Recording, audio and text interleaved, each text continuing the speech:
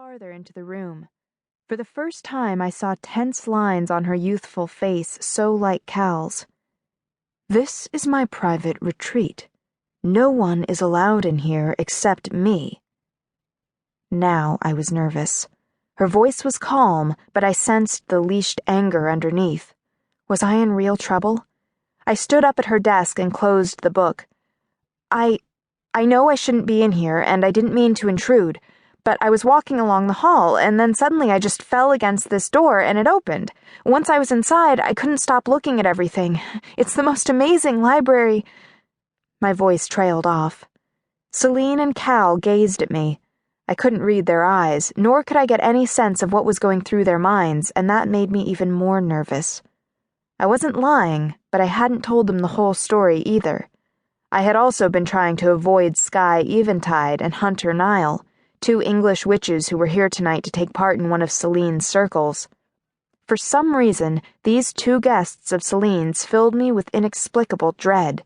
When I'd heard them coming along the hall, I had tried to avoid them, and had ended up stumbling into this secret library. It had been an accident. That's right, I thought. It had been an accident. Nothing to be ashamed of. Besides, I wasn't the only one who had some explaining to do. I had a few questions for Celine. "This is Maeve Reardon's Book of Shadows," I found myself saying. My voice sounded loud, harsh in my ears. "Why do you have it? And why didn't you tell me you had it? You both know I've been trying to find out about her. I mean, don't you think I'd want to see something that belonged to her?" Cal seemed surprised. He glanced at his mother. Celine reached behind her and shut the door, closing us all inside the secret room. No one walking down the hall would ever notice the door's almost invisible line. Her beautiful eyebrows arched as she came closer to me.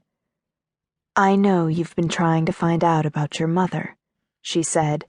In the golden halo of the lamplight, her expression seemed to soften. She glanced at the book. "How much have you read?" "Not a lot." I chewed my lip anxiously. "Have you come across anything surprising?"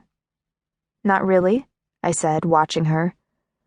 "Well, a book of shadows is a very personal thing," Celine said. "Secrets are revealed there, unexpected things. I was waiting to tell you about it because I know what it contains, and I wasn't sure you were ready to read it." Her voice fell to a whisper.